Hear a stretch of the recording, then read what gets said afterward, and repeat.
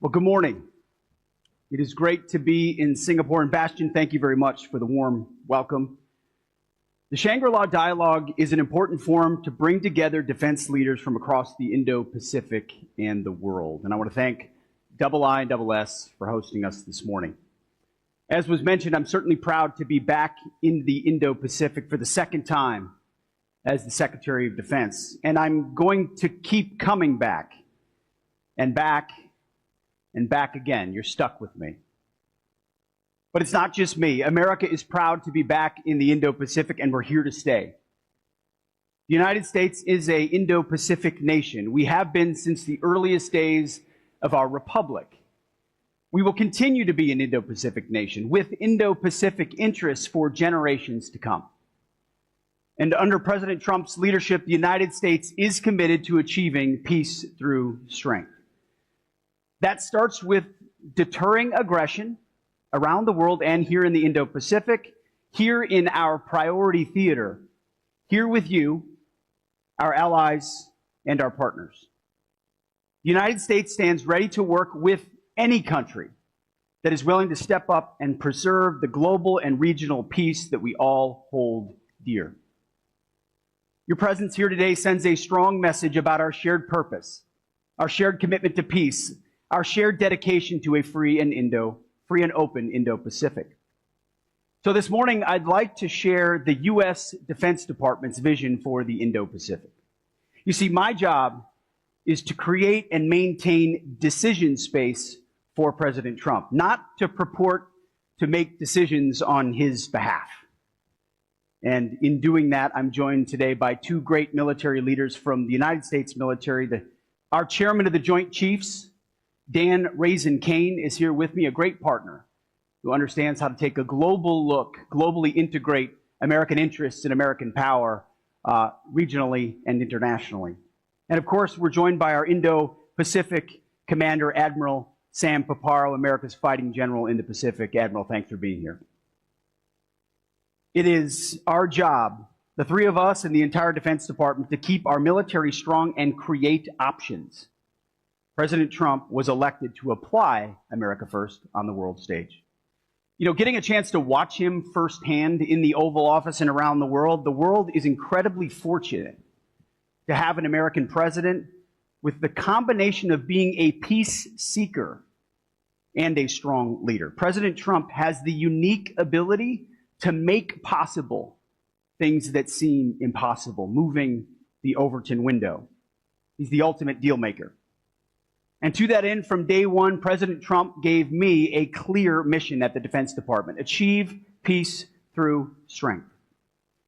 To accomplish this mission, our overriding objectives have been equally clear: restore the warrior ethos, rebuild our military, and reestablish deterrence. And it starts with a warrior ethos. All of us in this profession of arms understand that humans are far more important than hardware. So we're focused on lethality, meritocracy, accountability, standards, readiness, and warfighting. We respect human nature, hard training, and the lessons of history. Our combat formations will be trained and skilled. Our standards will be high and unwavering. If you can do the job, you'll be in our formation. If you can't, you are not. Colorblind, gender neutral, merit-based. It's as simple as that. That is restoring the warrior ethos, and our troops in America are responding to it. Morale, recruiting, retention, readiness, training capabilities, all rapidly increasing thanks to President Trump's back-to-basics approach. Our second priority is rebuilding the military. We're equipping American warfighters with the most advanced capabilities so that we remain the strongest and most lethal fighting force in the world. President Trump is spending, for the first time ever, over $1 trillion next year to do this, a 13% increase in American defense spending. The Golden Dome for America, our new sixth-generation fighter, the F-47, our new stealth bomber, the B-21, new submarines, destroyers, hypersonics, drones, you name it, it's all part of it. The best military equipment in the world. We're reviving our defense industrial base and investing in our shipyards. We're rapidly fielding emerging technologies that will help us remain the world leader for generations to come. We are stronger, yet more agile than ever before. When our opponents know that our military is armed with the most capable weapon systems, wielded by skilled warriors with the will to prevail, they are less likely to challenge us on the battlefield, which is the point. This leads to the third objective, which is reestablishing deterrence. Across 4 years of deferred maintenance under the Biden administration, the world saw, unfortunately, a feckless and weak America. An invasion of 21 million illegals on our southern border. Russian aggression in Ukraine after what had happened under the previous Democrat administration in 2014 in Crimea. Islamist terror on October 7th in Israel. A humiliating and deadly retreat in Afghanistan. An enriched and emboldened Iran. A Chinese spy balloon flying over our country. And a Secretary of Defense that was AWOL for a week. That ends now. Not anymore. We are reestablishing deterrence around the world, but credible deterrence starts at home, like our historic Golden Dome for America. And it starts at our borders. Border security for us and for all of you is national security. So we've surged troops to our southern border, and we'll have 100% operational control of there soon enough. We spent 2 decades patrolling other borders. It's time to prioritize the defense of our own. We're also increasing security in the Western Hemisphere and taking back the Panama Canal from malign Chinese influence. It is key terrain, after all. China did not build that canal. We did. And we will not allow China to weaponize it or control it. Deterrence starts in our own backyard. But beyond our borders and beyond our neighborhood, we are reorienting toward deterring aggression by communist China. We'll talk a little bit more about that in a minute. But elsewhere and around the world, we are engaging with, enabling, and empowering our allies, sometimes with tough love, but love nonetheless. We're pushing our allies in Europe to own more of their own security, to invest in their defense, things that are long overdue. We still believe the N in NATO stands for North Atlantic, and that our European allies should maximize their comparative advantage on the continent. And thanks to President Trump, they are stepping up. An alliance cannot be ironclad if in reality or perception it is seen as one-sided. That is changing, and that is very important. And as our allies share the burden, we can increase our focus on the Indo-Pacific, our priority theater. You see, here in the Indo-Pacific, our futures are bound together. The prosperity and security of the American people are linked to those of your people. We share your vision of peace and stability, of prosperity and security. And we are here to stay. And as a matter of fact, we are here this morning, and somebody else isn't. But for a generation, the United States ignored this region. We became distracted by open-ended wars, regime change, and nation building. I had a front row seat as a soldier in Iraq and Afghanistan. These costly diversions lacked clearly defined goals and were not tied to vital and core American interests. President Trump is changing that. We are not making the same mistakes, not this generation and not now. We are done with that approach. We're focused on delivering for the American people, on safeguarding their security, on protecting their economic interests, and on using common sense to preserve peace in the Indo-Pacific. You know, standing here in Singapore, I think this approach lines quite well with the pragmatic style of Singapore's legendary Prime Minister, Lee Kuan Yew. Across 3 decades, he built this country into one of the world's most important hubs of finance and innovation. Like the late Prime Minister, President Trump's approach is grounded in common sense and national interests, built on a willingness to work with others while respecting mutual self-interest, and informed by an understanding of military strength, but shaped by a preference for engaging on the basis of commerce and sovereignty, not war. These two historic men share a willingness to challenge old ways of doing things that no longer make sense. We refuse to accept any paradigm that makes conflict inevitable. As President Trump said in Riyadh, a historic speech in Saudi Arabia, America does not have or seek permanent enemies. Under President Trump's leadership, we are applying this common sense approach to defense here in the Indo-Pacific and throughout the world. And we believe the results speak for themselves. President Trump is leading European allies to step up in their own defense, as I mentioned. He is striking new, fairer trade deals that protect Americans while providing a lasting and secure basis for commerce. Not to mention resilient, anti-fragile, and reliable supply chains for our and your defense needs. He's also rebalancing security and defense arrangements with key allies in the region. This enables all of us to benefit from the peace and stability that comes with a lasting and strong American presence here in the Indo-Pacific. These benefits, they only multiply when our allies and partners are also strong. As President Trump also said in Riyadh, the United States is not interested in the moralistic and preachy approach to foreign policy of the past. We're not here to pressure other countries to embrace or adopt policies or ideologies. We're not here to preach to you about climate change or cultural issues. We're not here to impose our will on you. We are all sovereign nations. We should be able to choose the future we want to build. We respect you, your traditions, and your militaries. And we want to work with you where our shared interests align for peace and prosperity. On this sure foundation of mutual interest and common sense, we will build and strengthen our defense partnerships to preserve peace and increase prosperity. But a threat gathers. As we all know, strength and security underpin peace and enable prosperity. And our common sense approach to achieving security, achieving peace through strength, requires seeing things crystal clearly.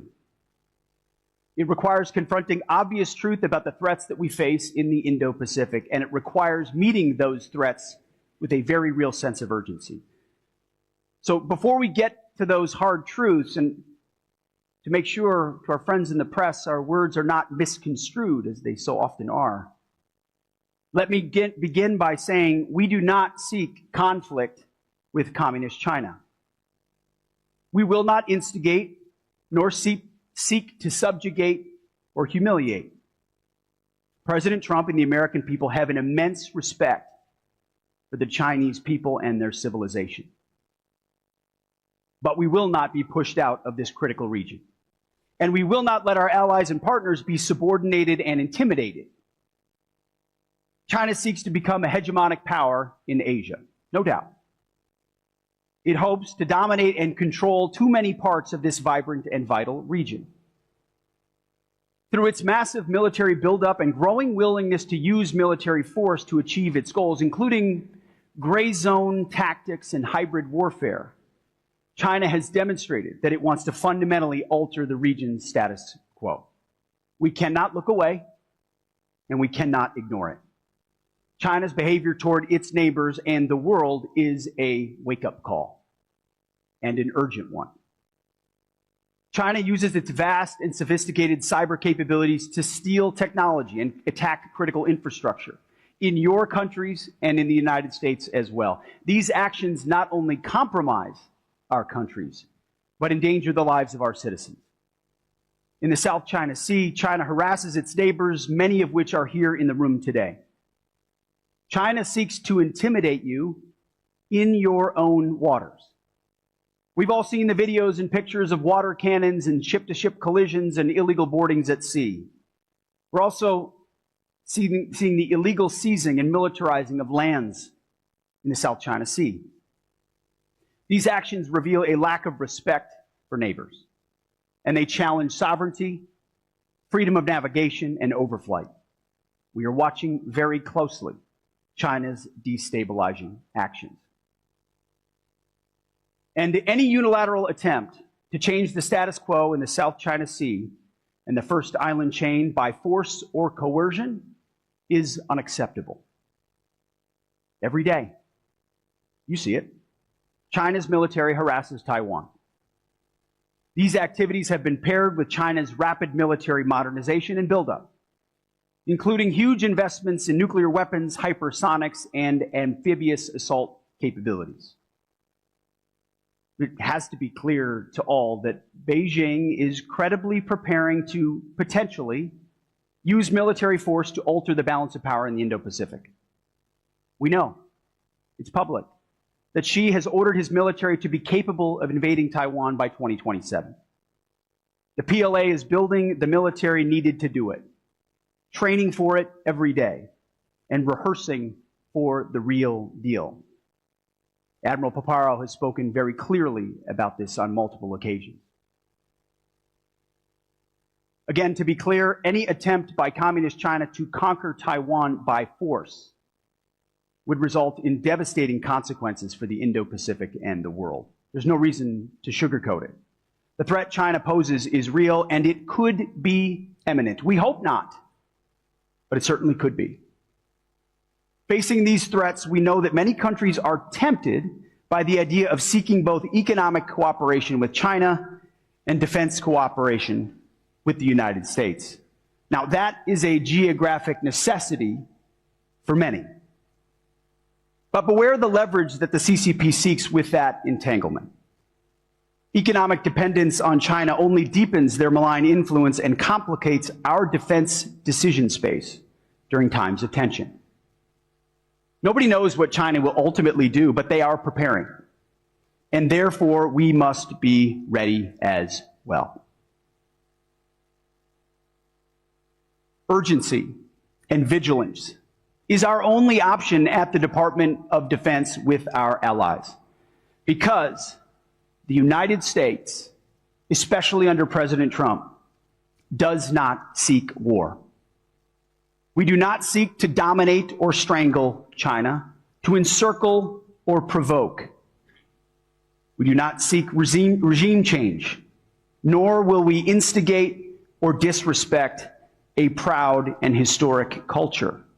We will be ready, but we will not be reckless. Instead, we seek peace.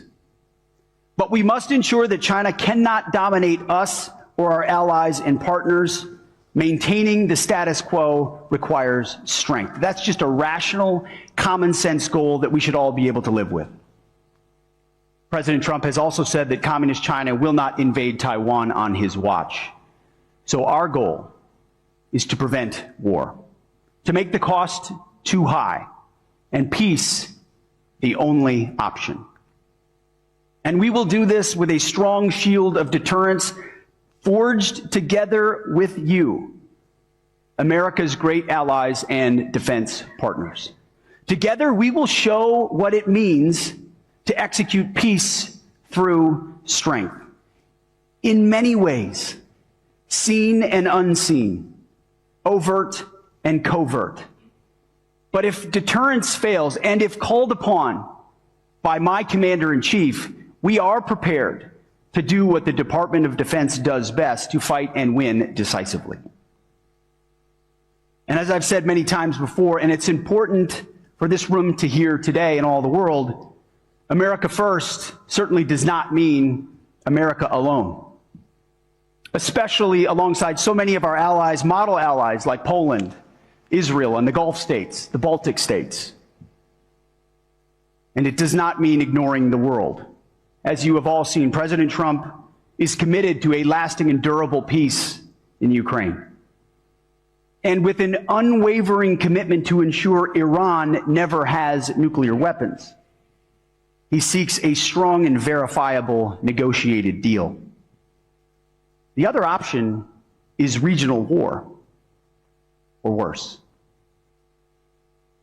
As we shift our focus to this region, and as Europe steps up and takes greater ownership for its own security, President Trump and I will be counting on you, on this room, our allies and partners, to be force multipliers for peace alongside the United States.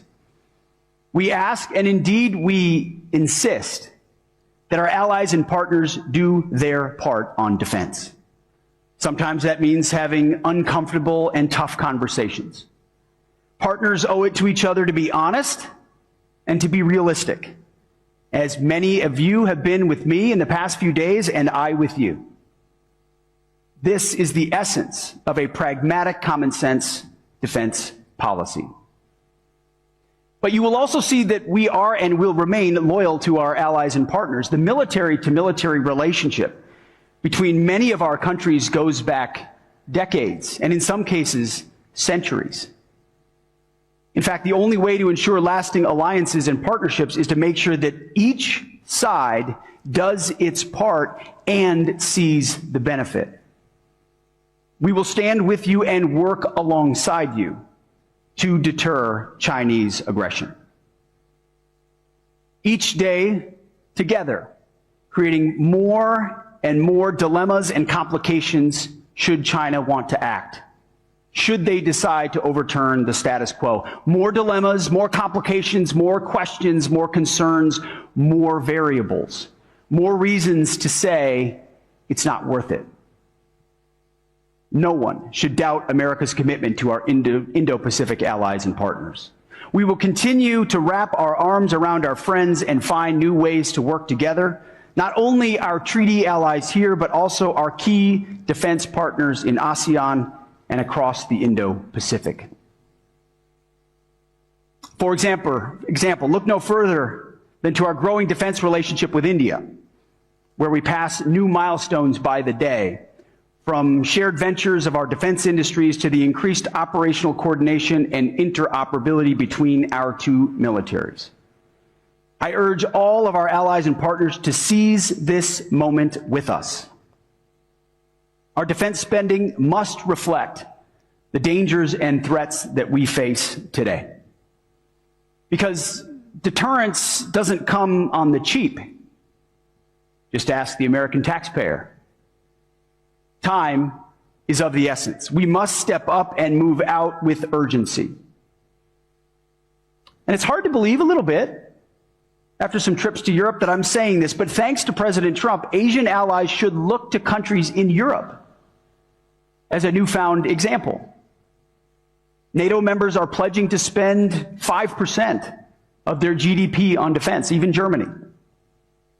So it doesn't make sense for countries in Europe to do that while key allies in Asia spend less on defense in the face of an even more formidable threat, not to mention North Korea. Ultimately, a strong, resolute, and capable network of allies and partners is our key strategic advantage. China envies what we have together, and it sees what we can collectively bring to bear on defense. But it's up to all of us to ensure that we live up to that potential by investing. U.S. allies in the Indo-Pacific can and should quickly upgrade their own defenses. President Trump said it himself last month in Riyadh and will never hesitate to wield American power swiftly and decisively if necessary. That is reestablishing deterrence.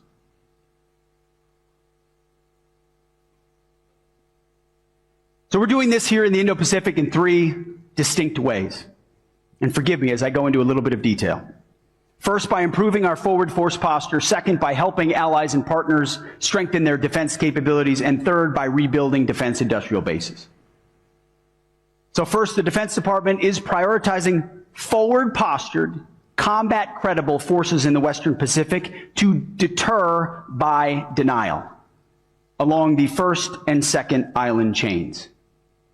In my first trip to the Indo-Pacific in March, I traveled to the Philippines to meet with President Marcos and Secretary of National Defense Teodoro. While there, we announced our commitment to deploy more advanced U.S. military capabilities to the Philippines. We announced the inaugural overseas deployment of Nemesis, a U.S. Marine Corps mobile anti-ship missile system, to the Philippines. The 3rd Marine Littoral Regiment, one of the U.S. military's most capable and lethal formations, exercised Nemesis along with our Philippine allies. Together, we deployed the system to the Batanes Islands on the Luzon Strait between the Philippines and Taiwan. This enhanced our interoperability and improved our readiness on cutting-edge platforms, where we need them and when we need them. We also announced that the U.S. Special Operations Forces and Philippine Marines are training together on complex landing scenarios in the Batanes Islands. This demonstrates that our forces can conduct high-end operations in the most challenging of environments. I also had a chance to visit Tokyo and meet with Prime Minister Ishiba and Defense Minister Nakatani. We announced that we're upgrading U.S. Forces Japan headquarters. This is about warfighting and deterrence, as well as common sense. Upgrading USFJ demonstrates the significant work of the U.S.-Japan alliance as it evolves to emerging threats. It also reflects the progress the alliance has made toward improving interoperability and strengthening Japan's capabilities. And this summer, the U.S. Army has plans to conduct its first ever live-fire test of its mid-range capability system in Australia.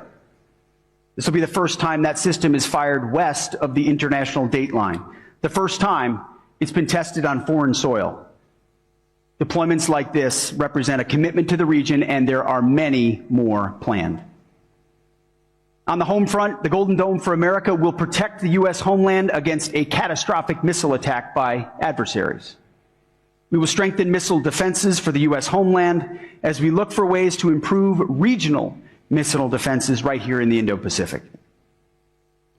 We're also using regional integrated air and missile defense, and we're deploying several key missile defense technologies and data sharing partnerships with Japan and Australia, leveraging America's best-in-class technologies to strengthen regional air and missile defense architectures. Second, we're supporting allies and partners as they strengthen their own defense capabilities and capacity. We want to empower you as partners, not dependents, to work more capably with the United States. We're working to rapidly deliver the kinds of off-the-shelf, innovative, autonomous systems for which the American defense industry is renowned. It's why the department partnered with U.S. industry to launch the Maritime Security Consortium. This consortium will build and sustain maritime domain awareness to deliver real operational effects by employing unmanned aircrafts and vessels. These capabilities, delivered quickly and at a lower cost, give a cutting-edge advantage to the hands of warfighters and our defense partners in Southeast Asia. A critical part of working with our partners is increasing interoperability, learning how to sail, fly, and fight as one. This year's Balikatan exercise in the Philippines was the largest ever. In the South China Sea, we continue to conduct regular maritime activities alongside Australia, Japan, and the Philippines. We're also expanding our security partnership with India through robust military exercises like Tiger Triumph. And we're also amplifying cooperation within the Quad and all other multilateral frameworks. Within the Quad, we're also leading an initiative called the Indo-Pacific Logistics Network, enabling Quad partners to leverage shared logistics capabilities in the Indo-Pacific. You know, they say rookies talk strategy, pros talk logistics. And we're grateful for the opportunity to train with all our allies in the region in other exercises like Talisman Sabre with Australia and Cobra Gold in Thailand. These exercises enhance our lethality while improving our readiness to respond at a moment's notice. And that was certainly put into practice last March with the Thai military in response to the earthquake there. Flying and sailing and operating together in peacetime ensures we are prepared for the unexpected. And third, we are revitalizing our defense industrial bases and reallocating resources toward the most lethal and effective capabilities. We're doing this because success of the warfighters requires it. It's one thing for an adversary to see multinational forces operating together in exercises. It's another thing entirely for that same country to see an integrated defense industrial base supporting those forces and standing ready to keep them in the fight. That's why we are pleased to endorse the Partnership for Indo-Pacific Industrial Resilience, also known as PIPER, a U.S.-initiated multilateral forum of 14 allies and partners working with industry, capital providers, and key non-governmental stakeholders to strengthen industrial resilience, expand our capacity, and accelerate deliveries. So today I'm proud to announce the first PIPER projects. The first project plans to establish repair capability and capacity for P-8 radar systems in Australia. It'll also enable Indo-Pacific allies and partners operating the aircraft, including New Zealand and the Republic of Korea, to repair aircraft within the region, rather than relying on single repair sources in the continental United States. The second is a project that will develop standards for small unmanned aerial systems across the Indo-Pacific, identifying secure sources of production for their critical components and increasing global supply chain resilience for these essential systems. Similarly, we are working through our regional sustainment framework to do things like expand existing contracts for U.S. Army watercraft repair. The goal of this initiative is to bring in more providers and expand existing repair capability more broadly across the Indo-Pacific. We'll also use our allies' world-class ship repair capabilities to enhance the U.S. Navy's operational effectiveness to save taxpayers money. These moves will strengthen regional resiliency by increasing access to repair capabilities in theater and reducing dependency on faraway supply chains. We're deepening our cooperation with Australia's Guided Weapons and Explosive Ordnance Enterprise with historic momentum and purpose. This work secures our technological edge and makes our munition supply chains resilient. In the last 2 months, we've reached an agreement for Australia to produce 155 millimeter ammunition and to assemble guided multiple launch rocket systems, or GMLRS. These steps enhance our readiness and facilitate upgrades to our collective defense industrial base. And we're working with India to co-produce equipment needed to deter aggression. And this includes negotiating an agreement to bring our industrial bases ever closer. Last month, we held our first ever U.S.-India Industry Government Experts Exchange to produce and field state-of-the-art autonomous systems as part of the U.S.-India Autonomous Systems Industry Alliance. So across the board, the United States, our allies, and our partners have made great progress in these and many other areas towards achieving peace through strength, but we have to move quickly, and we have no time to waste. So as I conclude, it is with sage leadership and strategic vision and a sense of urgency that Lee Kuan Yew turned Singapore into one of the world's great success stories. Many call it the Singapore miracle. That's what common sense policies can achieve. And that's precisely what President Trump's vision is all about. President Trump is a leader of peace, a man of peace, a force for peace. And together we will achieve that peace through strength, reestablishing deterrence, sharing our burdens, multiplying our strengths, reinforcing our great alliances, respecting our cultures, not starting wars but preventing them, and building a better future for our nations for our mutual benefit. During my last visit to the Indo-Pacific, I watched oil seep out from the wreckage of the USS Arizona at Pearl Harbor. I saw the rows of crosses marking the graves of over 17,000 American soldiers at the Manila American Cemetery in the Philippines, and had a chance to walk the black sandy beaches of Iwo Jima. In these hallowed places, you can't help but immediately feel connected to the past, to the warriors who went before us. They gave their all for me, for men and women they never knew, for freedom and for peace. So as we mark 80 years since the end of World War II, we owe it to today's warriors, to our citizens, as we put our citizens first and you put your citizens first. We owe it to them, to our children and our grandchildren, to preserve this peace. The motto of my first platoon, first one I led, was those who long for peace must prepare for war. And that's exactly what we're doing. We are preparing for war in order to deter war, to achieve peace through strength. And we look out in this room and we look to you, to our allies and to our partners, to join us in this important work. Our time is now. The threats we face will not wait, and nor can we. Thank you, and Godspeed.